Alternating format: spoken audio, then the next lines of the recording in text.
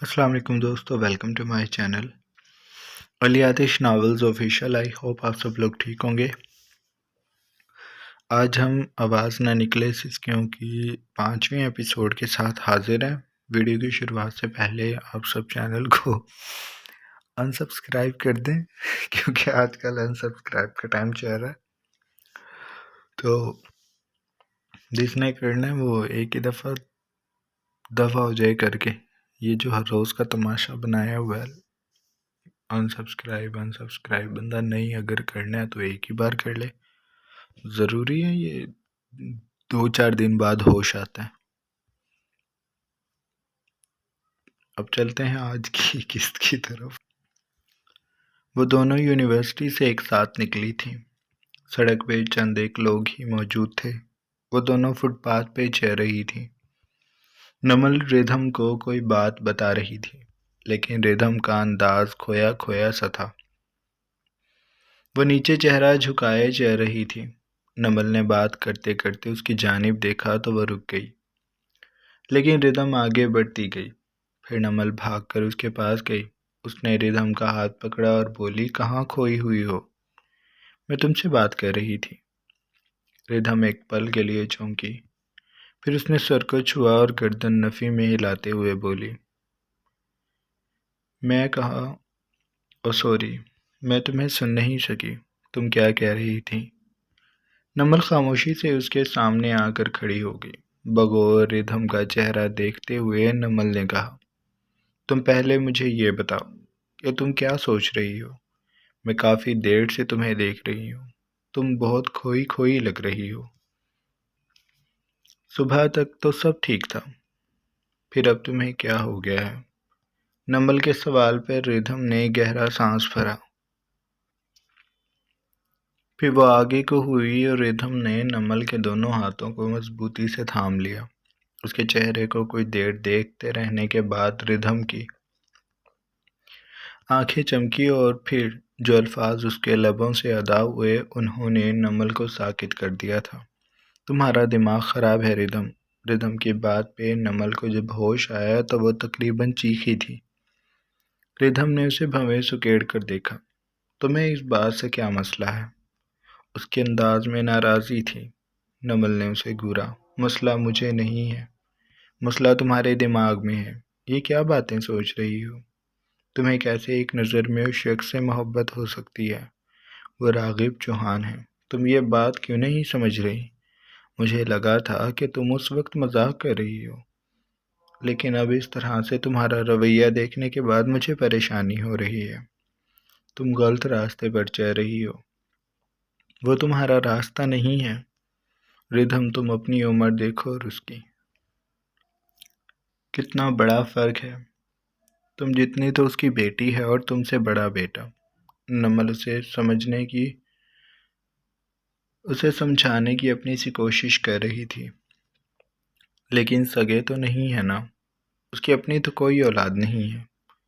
کیا پہلی نظر میں صرف مرد کو محبت ہو سکتی ہے، عورت کو نہیں ہو سکتی؟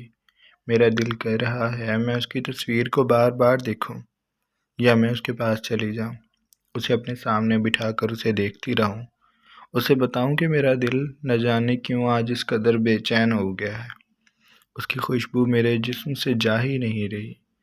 میں یہ ساری باتیں اسے جا کر بتانا چاہتی ہوں۔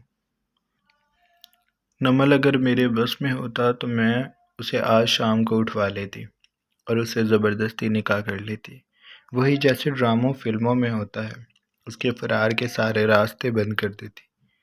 نمل نے اس کی پلاننگ پر اپنے سر پر ہاتھ مارا، پھر اس کے دونوں شانوں کو تھام کر وہ تھوڑا سا آگے کو ہوئی اور تھوڑے رسان سے بولی، دیکھو ردھم، میری بات کو سمجھو، میں جانتی ہوں تم یہ سب مذاق میں کہہ رہی ہو، ایسا کچھ بھی نہیں ہو سکتا، یہ ڈرامہ یا فلم نہیں ہے، تمہاری زندگی ہے۔ وہ بچے اس کے نہ ہوں، لیکن اس کی بیوی تو ہے نا، اور وہ سب خوش ہیں۔ تم زیادہ اس کے بارے میں مت سوچو۔ میں پھر وہی بات کہوں گی، راغب چوہان تمہارا راستہ نہیں ہے۔ تم میں اور اس میں بہت فرق ہے۔ تم دونوں کا حال ریل کی پٹریوں جیسا ہے، بلکہ ویسا بھی نہیں، وہ ساتھ ساتھ تو ہوتی ہیں، لیکن تم لوگ تو ساتھ بھی نہیں۔ وہ مشرق میں ہے، تم مغرب میں ہو، اتنا فاصلہ ہے، 7 سمندروں جتنا۔ محبت کرنے والوں نے تو کچے گھڑوں پہ دریا پار کیے ہیں، اور اب تو پھر الیکٹرک بورڈ کا زمانہ آ گیا ہے، یعنی میرے چاند سے زیادہ ہیں۔ وہ شرارت سے گویا ہوئی تو نمل نے ایک بار پھر اسے سمجھانا چاہا، لیکن اب کی بار ردھم نے اس کے لبوں پر انگلی رکھی۔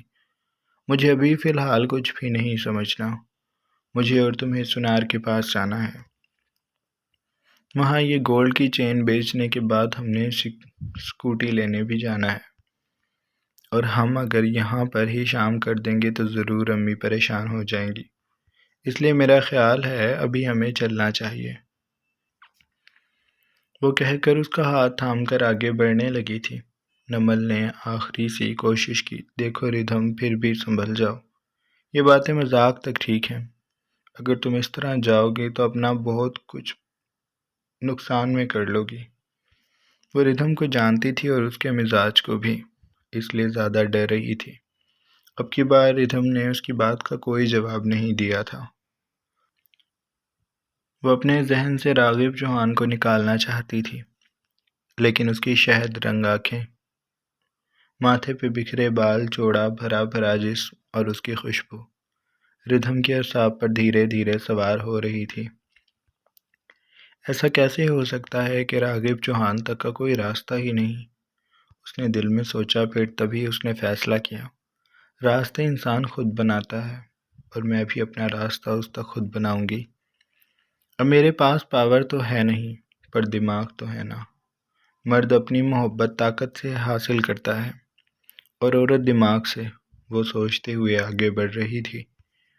ان دونوں کی پشت پہ سورج تھا جس نے ردھم کی ساری باتیں سن لی تھی۔ وہ دھیرے دھیرے ڈوب رہا تھا، راغب چوہان کے بنگلے کی جانب جا رہا تھا۔ کراچی کے سمندر میں سورج دھیرے دھیرے ڈوبتا اپنا وجود کھو چکا تھا۔ آسمان پہ نارنجی سرخی سی موجود تھی جو سورج کے ڈوب جانے کی گواہ تھی۔ لہریں آہستگی سے اٹھتی، ساحل سے ٹکراتی اور پھر دوبارہ سمندر سے جا ملتی۔ ساحل پہ موجود سیپیاں راغب چوہان کے بنگلے کو دیکھ رہی تھی، جو اس وقت دھیرے دھیرے تیرگی میں ڈوب رہا تھا۔ جب اس بنگلے کا مکمل اندھیروں نے اپنے بس میں کرنا چاہا تو بنگلے کی تمام تر روشنیاں جل اٹھیں۔ تبھی آہانی گیٹ کو گارڈ نے کھولا اور راغب اور زیبا کی گاڑی اندر داخل ہوئی۔ پورچ میں گاڑی رکنے کے بعد راغب نے نکل کر زیبا کی جانب کا دروازہ کھولا، اس کی جانب ہاتھ بڑھایا اور پھر نزاکت سے زیبا اس کا ہاتھ تھام کر گاڑی سے باہر نکلی۔ راغب نے ملازم کو ڈگی سے سامان نکالنے کا کہا تھا۔ ان دونوں نے لنچ اور پھر شاپنگ ساتھ کی تھی، لیکن مووی کا پلان وہ لوگ پورا نہ کر سکے کیونکہ راغب کو بار بار سہانا کے اکیلے ہونے کا خیال آ رہا تھا۔ تم ایسے پریشان ہو رہے ہو جیسے وہ کوئی چھوٹی بچی ہے، وہ اپنا خیال خود رکھ سکتی ہے، زیبا نے راغب کی پریشانی دیکھتے ہوئے ہنس کر کہا تھا۔ اسے اچھا نہیں لگتا تھا راغب کا یوں کسی اور کو توجہ دینا، اب اس میں چاہے اس کی خود کی بیٹی ہی کیوں نہ ہو۔ وہ جب راغب کو اپنے سامنے کھڑا دیکھتی تھی تو وہ بس راغب کی آنکھوں میں اپنے لیے ہی محبت، توجہ اور جنون دیکھنا چاہتی تھی۔ کسی اور کا ذکر اسے ناگوار لگتا تھا۔ جب اس کا ضمیر اسے کبھی ملامت کرتا تو وہ اپنی ضمیر سے نگاہیں چرا کر ایک ہی دلیل دیتی، میرے بچوں کی پرواہ کرنے کے لیے میں ہوں، میری پرواہ کرنے والا صرف راغب ہے، میں اسے کسی کے ساتھ بھی بانٹ نہیں سکتی، وہ صرف میرا ہے، صرف میرا۔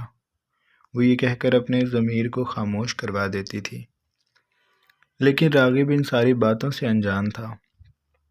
وہ ہر ایک کو مکمل توجہ دیتا تھا، اور اب بھی بار بار سہانا کے گھر اکیلے ہونے کی وجہ سے اس نے خود ہی زیبا سے کہا تھا کہ ان لوگوں کو گھر چلنا چاہیے، رات کا کھانا وہ لوگ سہانا کے ساتھ کھا لیں گے، مووی تو کمرے میں بھی دیکھی جائے گی، پتہ نہیں شایان گھر آیا بھی ہوگا کہ نہیں۔ آپ تو جانتی ہیں شایان تھوڑا سا لاپرواہ ہے، سہانا سے فون پر تو رابطہ رکھے گا، لیکن پھر بھی وہ اتنے بڑے گھر میں اکیلی ہوگی، مجھے اچھا نہیں لگے گا۔ ہمیں گھر چلنا چاہیے۔ رات کا کھانا ہم سہانا کے ساتھ کھا لیتے ہیں۔ اس کے یوں ہی اصرار کرنے پر زیبا بے بسی کا شکار ہوئی تھی۔ اس کی آنکھوں میں چبھن سی تھی، لیکن وہ ضبط کر گئی۔ اس نے لب بھیج کر سر کو خم دے دیا تھا۔ بہت مشکل سے وہ خود کو اس بات پر راضی کر سکی تھی کہ ان دونوں کو اب گھر واپس جانا ہے۔ اندر نیم اندھیر میں ڈوبا پراسرار بنگلہ خاموش خاموش سا لگتا تھا۔ ملازم شاپنگ بیگ کو اوپر راغب اور زیبا کے کمرے میں رکھنے چلے گئے تھے۔ راغب اور زیبا کا بھی رخ اوپر کی جانب تھا۔ بلائی منزل پر پہنچ کر راغب سہانا کے کمرے کے پاس رکا۔ دروازے پر دستک دی۔ کچھ دیر میں دروازہ کھلا تو راغب نے شفیق مسکراہٹ سے سہانا کے معصوم چہرے کو دیکھتے ہوئے کہا، میرا بچہ کیسا ہے؟ کیا کر رہے تھے آپ؟ وہ جب بھی ان دونوں بہن بھائی سے بات کرتا تھا پچھلا سب کچھ بھول کر کرتا تھا۔ وہ اپنی تذلیل، ان کے رویے، سب کچھ بھلا کر ان سے ہم کلام ہوتا تھا، لیکن سہانا اور شایان کے لہجے کی سرد مہری کم نہیں ہو رہی تھی۔ مسلسل محبت بھی انہیں آرام نہیں کر پا رہی تھی۔ ابھی سہانا نے مختصر سا جواب دیا، جی میں ٹھیک ہوں۔ راغب کے قریب ہی زیبا کھڑی تھی۔ اس نے مسکرا کر سر کو خم دیا اور راغب نے پھر اپنا اگلا سوال کیا، بھائی کدھر ہیں؟ وہ یونیورسٹی گئے ہیں، آپ جانتے ہیں نا، ان کا آخری سیمسٹر چل رہا ہے، اسی وجہ سے ایوننگ کلاسز لے رہے ہیں۔ راغب نے سر کو خم دیا، پھر اس نے ہاتھ بڑھا کر سہانا کے گال کو چھوا، آج رات کا کھانا ہم تینوں مل کر اکٹھے کھائیں گے۔ میں نے سب کچھ تمہاری پسند کا بنوایا ہے۔ ابھی کچھ دیر میں فریش ہونے کے بعد میں تمہیں نیچے بلوا لوں گا، ٹھیک ہے؟ وہ شفقت سے کہتا سہانا کے جواب کا انتظار کیے بغیر پلٹا۔ زیبا کو مسکرا کر دیکھتا وہ اپنے کمرے کی جانب بڑھ گیا تھا۔ پیچھے سہانا نے کمرے کا دروازہ بند کر لیا تھا۔ زیبا بھی راغب کے عقب میں قدم قدم چلتی اپنی اور راغب کے کمرے کی جانب بڑھ گئی تھی۔ پیچھے موجود لاؤنج اور بالائی منزل ایک بار پھر سنسان ہو گئے تھے۔ ڈائننگ میں طویل میز پہ کھانے چنے ہوئے تھے۔ ملازم کھانے رکھنے کے بعد اب ایک طرف ہاتھ باندھے کھڑے تھے۔ زرد لیمپ نما بلب جو دیواروں سے لگے تھے روشن تھے، ان سے روشنیاں پھوٹتی ڈائننگ ہال کو روشن کر رہی تھی۔ ماحول میں خاموشی چھائی تھی اور کچھ حیرانی بھی، کیونکہ آج رات کے کھانے پر شایان بھی موجود تھا، جو کہ غیر متوقع بات تھی۔ وہ بہت ہی کم ان سب کے ساتھ مل کر کھانا کھاتا تھا، یا تو وہ باہر سے کھا کر آتا تھا یا پھر اکیلے اپنے کمرے میں کھا لیا کرتا تھا۔ لیکن آج جب وہ گھر آیا تو کھانا ابھی میز پہ رکھا ہی گیا تھا۔ راغب نے خوش دلی سے اسے دعوت دی تو وہ بے تاثر نگاہوں سے چند پل اسے دیکھتا رہا، پھر وہ ڈائننگ میں آ کر بیٹھ گیا۔ سفید شرٹ اور جینز کی پینٹ میں ملبوس گھنے بالوں والا شایان سپاٹ چہرے سے سربراہی کرسی پہ بیٹھا تھا۔ جب بھی وہ ڈائننگ میں بیٹھتا تھا اپنے لیے سربراہی کرسی ہی چنتا تھا۔ یہ اس کے لیے ایک طریقہ تھا راغب کو اس کی حد میں رکھنے کا۔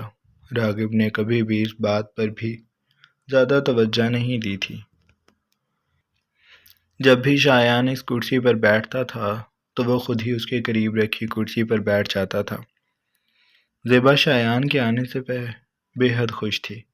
میں یقین نہیں کر پا رہی کہ تم آج ہمارے ساتھ موجود ہو، زیبا نے نزاکت سے ہاتھ ہلا کر کہا۔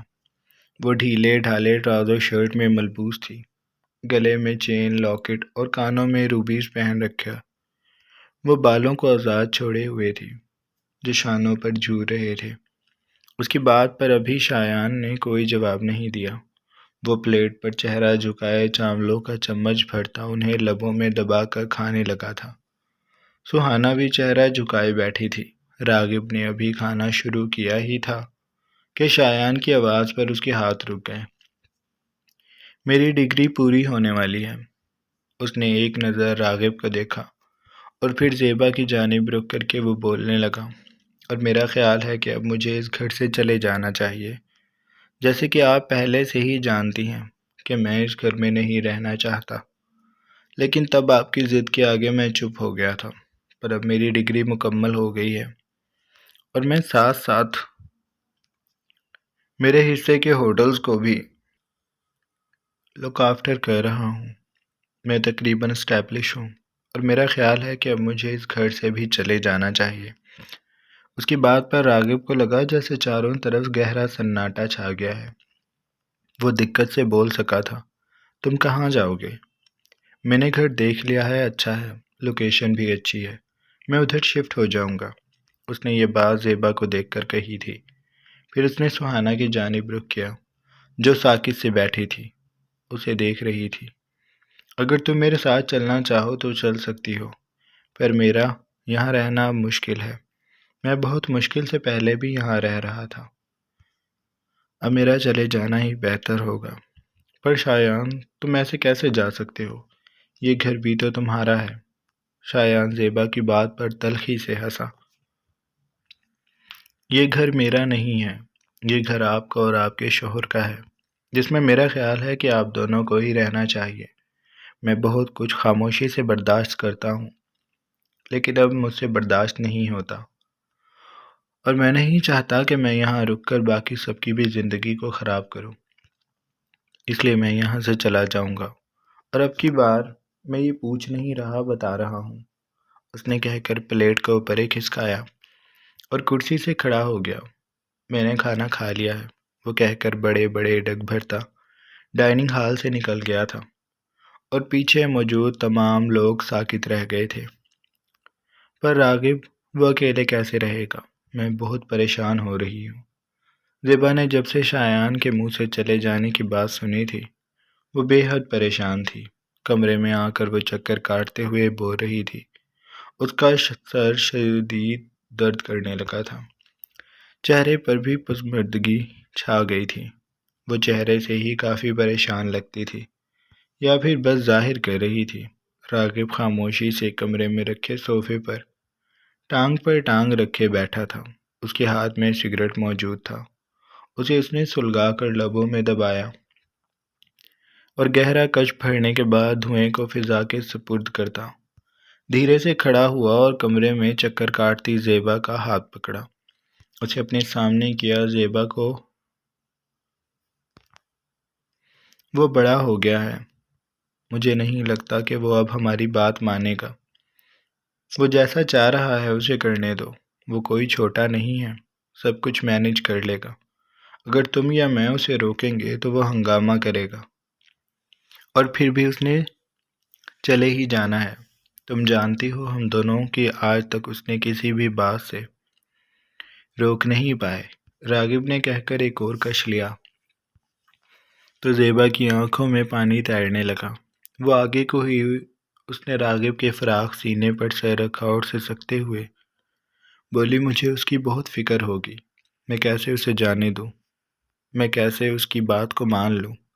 راغب اس کی بات پر خاموش رہا۔ سگریٹ کو دھیرے دھیرے پیتا وہ زیبا کی کمر پر اپنا بازو حائل کر چکا تھا۔ آپ فکر مت کریں، وہ جو چاہتا ہے اسے کر لینے دیں، آپ ایسے اپنی طبیعت خراب کر لیں گے۔ اس کے پاس الفاظ ختم ہو گئے تھے۔ وہ شایان کو اچھے سے جانتا تھا، اگر وہ اسے روکنے کے لیے کچھ بھی کہتا تو وہ الٹا اس کے ہی گلے پڑ جاتا۔ وہ راغب سے لڑنے لگتا، اس کی بے عزتی کرتا، اور پھر بھی راغب کو خاموش ہونا پڑتا، اس لیے وہ پہلے ہی خاموش ہو گیا تھا۔ اور زیبا اپنا چہرہ راغب کے سینے میں چھپا کر سسکیاں بھر رہی تھی۔ راغب کا بھاری ہاتھ اس کی پشت کو دھیرے دھیرے سہلا رہا تھا۔ سہانا شایان کے کمرے میں آئی ہوئی تھی۔ شایان بیڈ پہ بیٹھا تھا، وہ خاموشی سے سہانا کو دیکھ رہا تھا، جس کے لہجے میں ابھی تک صدمہ تھا۔ بھائی، آپ سچ میں یہاں سے جا رہے ہیں؟ شایان نے اس کے سوال پر سر کو خم دیا۔ پلیز مت جائیں، وہ ایسے بولی جیسے رو دے گی۔ شایان نے ہاتھ بڑھا کر اس کے بازو کو تھاما اور اسے اپنے سینے سے لگا کر مضبوط بازو کو اس کے گرد حائل کرتے ہوئے اس نے نرمی سے کہا، سہانا تم بھی میرے ساتھ چلو۔ اس کی بات کے جواب میں سہانا نے اپنا پچھلا جملہ رندھی ہوئی آواز سے کہا، بھائی آپ پلیز یہاں سے مت جائیں۔ شایان کچھ دیر خاموش رہا، پھر اس نے سہانا کی کمر کو دھیرے دھیرے سہلاتے ہوئے کہا، میرا خون کھولتا ہے اس شخص کو ماں کے ساتھ دیکھتے ہوئے، اور مجھے ماں سے بھی نفرت محسوس ہوتی ہے۔ ہمارے ڈیڈ اتنے بھی برے نہیں تھے کہ انہیں چھوڑ دیا جاتا یا پھر ہم ان سے دور کر دیا جاتا۔ ہماری فیملی مکمل تھی۔ ڈیڈ مصروف ضرور تھے، لیکن ہم سے غافل تو نہیں تھے۔ وہ ہماری پرواہ کرتے تھے، ہم سے محبت کرتے تھے، لیکن ماں نے اس نے اپنا جملہ ادھورا چھوڑ دیا۔ وہ سہانا کے کچے ذہن پر ان ساری اذیت ناک پرچھائیوں کو نہیں ڈالنا چاہتا تھا جو وہ خود جھیل رہا تھا۔ وقت نے اسے ہر بات کو سمجھا دیا تھا۔ وہ اندازہ کر سکتا تھا کہ ماں اور راغب کا افیئر تھا، اور ماں نے جان بوجھ کر منصور صاحب سے طلاق لی تھی۔ وہ یہ بات ماں کے منہ پر بھی کہنا چاہتا تھا، لیکن وہ کہہ نہیں پاتا تھا۔ کبھی کبھی وہ غصے سے بے بس ہوتا تو اسے لگتا تھا کہ وہ اس گھر کو تباہ کرنے کے ساتھ ساتھ ماں کو آئینہ بھی دکھا دے گا، لیکن پھر وہ خود پر لاکھ ضبط کرتا، خاموشی اختیار کر لیتا، چیزوں کو توڑ پھوڑ کر گھر سے نکل جاتا۔ اور اب اسے یہی لگنے لگا تھا کہ اسے اس گھر سے مستقل چلے جانا چاہیے۔ جب بھی ماں راغب کا ہاتھ تھام کر گھر میں داخل ہوتی اور وہ دیکھ لیتا تو اسے وہی دن یاد آتے جب ماں اور راغب دونوں گھر میں داخل ہوا کرتے تھے، اور تب ان دونوں کے درمیان کوئی رشتہ نہیں ہوتا تھا۔ ماں تب بھی اسے یوں ہی بے تکلف تھی۔ ایک لڑکے کے لیے اپنی ماں، بہن اور بیوی کو کسی کے ساتھ یوں بے تکلف ہوتے دیکھنا دنیا کی سب سے بڑی اذیت جیسا ہوتا ہے، اور شایان دن رات ایسی اذیت میں مبتلا رہتا تھا۔ وہ بھی فریش ہو کر نکلا تھا۔ اس نے باہر آتے ہی زیبا کو دیکھا جو نائٹی میں ملبوس اپنے لاکٹ کو اتار رہی تھی۔ راغب کا جسم بھیگا ہوا تھا۔ اس نے بالوں کو تولیے سے پہنچ کر اسے ایک جانب رکھا اور قدم قدم چلتا زیبا کے عقب میں آ کر کھڑا ہو گیا۔ زیبا نے اس کے عکس کو دیکھا تو بظاہر وہ اداسی میں ڈوبی تھی، لیکن دل میں جیسے گدگدی سی ہوئی تھی۔ راغب نے ہاتھ بڑھا کر زیبا کے کاندھے پہ رکھا۔ اس کا بھاری ہاتھ پھسلتا اس کی کلائی پہ رکا، اور پھر وہاں اس کی گرفت مضبوط ہو گئی۔ اس نے زیبا کو سخت مگر دھیرے سے کھڑا کیا۔ زیبا کا دل تیزی سے دھڑکنے لگا۔ اور کتنا پریشان ہونے کا ارادہ ہے آپ کا؟ وہ اس کی شانے تک کے بالوں کو ہٹاتا، اس کی گردن پر جھکتا، اپنی پرتپش سانسوں کو اس پر برسانے لگا تھا۔ زیبا کا سانس اکھڑنے لگا۔ وہ تیار تھی، لیکن پھر اس کا دل گھبرانے لگا تھا، ایسے جیسے وہ شروعات میں ہی خود سے قابو کھو رہی ہے۔ راغب کا چھو لینا اسے اب پاگل کر دیا کرتا تھا۔ اس کے ہاتھ پیر کانپنے لگتے تھے۔ وہ جلدی جلدی اس سے لپٹنے لگتی، اس کے لبوں کو شدت سے اپنے قبضے میں لینے لگتی۔ اب بھی اس نے راغب کو لرزیدہ ہاتھوں سے بے ڈھب انداز سے چھونا شروع کیا۔ راغب نے اسے ایک جھٹکے سے اپنے سامنے کیا، اس کے خوابیدہ لباس کو شانوں سے کھینچتا۔ وہ اس کے حسن کو عیاں کر چکا تھا۔ زیبا کی پشت دیوار سے لگی تھی، وہ تڑپ رہی تھی۔ میں آپ کی روح میں شدت سے اتروں گا، آپ نے ریلیکس رہنا ہے۔ جب آپ ایسے پینک ہوتی ہیں تو آپ کو پین ہوتا ہے، اور آپ میرا ساتھ نہیں دے پاتی۔ ریلیکس رہیں۔ وہ اپنے بھاری ہاتھوں کو اس کی کمزوریوں پر لایا اور وہاں اپنی انگلیوں سے لمس دینے لگا۔ اس کا انداز شدید تھا۔ وہ زیبا کو تڑپتے اس کی جان کو نکلتے محسوس کر رہا تھا۔ اس کے پورے وجود پر آگ برس رہی تھی۔ راغب اب بس کرو، ہاتھ ہٹا لو۔ وہ نم آنکھوں سے اس کے ہاتھ تھام کر بولی تھی۔ اسے ڈر تھا کہ کہیں وہ ابھی سے مات نہ کھا لے۔ وہ یوں ہارنا نہیں چاہتی تھی۔ اس کھیل کی شروعات اگر وہ راغب کے ساتھ کرتی تھی تو اسے مکمل بھی اسی کے ساتھ کرنا چاہتی تھی۔ راغب نے زیبا کے ہاتھوں کو اس کی روح سے ہٹا کر اپنے وجود کی تمام تر سختیاں اس کی کمزوریوں پر رکھی تو وہ کانپ گئی۔ بے ساختہ اس کے پیر اوپر ہوئے اور راغب نے انہیں تھام کر اسے اپنی گود میں بھر لیا۔ وہ اسے نرمی سے سہلاتا، اپنے عمل کو تیز کرتا اسے سمجھا رہا تھا، اور زیبا تڑپ رہی تھی۔ بیڈ پہ راغب نے زیبا کو لٹایا۔ وہ کروٹ لینے لگی۔ اسے وقت چاہیے تھا۔ اگر اب بھی راغب نہ رکا تو وہ ہارنے والی تھی۔ وہ سمٹ کر پیچھے ہوئی، لیکن راغب کا جنون اس کی آنکھوں کو سرخ کر چکا تھا۔ راغب، اس نے زیبا کو کھینچ کر اپنے برابر کیا۔ اسے نیچے کرتا وہ بادل بن چکا تھا۔ زیبا تڑپنے لگی تھی، اس کا وجود شدت سے لرز رہا تھا۔ راغب آگے کو ہوا، زیبا کی جان اس کے لبوں سے نکلنے لگی، پھر وہ ایسے کانپی جیسے دم توڑ دے گی۔ راغب کی کمر میں وہ اپنے ناخن گاڑ چکی تھی، پھر اس کا جسم سرد پڑنے لگا۔ راغب نے اس کے ڈھیلے پن کو محسوس کیا تو وہ ایک پل کو رکا۔ نہیں زیبا، ایسے کیسے؟ وہ پاگل ہونے لگا تھا۔ اس نے زیبا کے دونوں ہاتھوں کو تھاما، انہیں پھیلا دیا۔ وہ اسے ہلنے بھی نہیں دے رہا تھا۔ پلیز، اس نے التجا کی۔ ہر روز یہی سب؟ آپ نے میڈیسن لی تھی، ایسے کیسے؟ میں پاگل ہو جاؤں گا، میں آج نہیں رکوں گا۔ آپ کریں مجھے برداشت، تھوڑی دیر درد ہوگا پھر میں ریلیکس ہو جاؤں گا، بس کوآپریٹ کریں۔ وہ پوری شدت سے اس میں سمایا تو زیبا شدت سے روتے ہوئے اپنا سر تکیے پہ مارنے لگی۔ میں مر جاؤں گی۔ نہیں ہوگا آپ کو کچھ، مجھے سکون چاہیے، مجھے سکون چاہیے، راغب دیوانگی کے عالم میں کہتا، اسے بے بس کر چکا تھا۔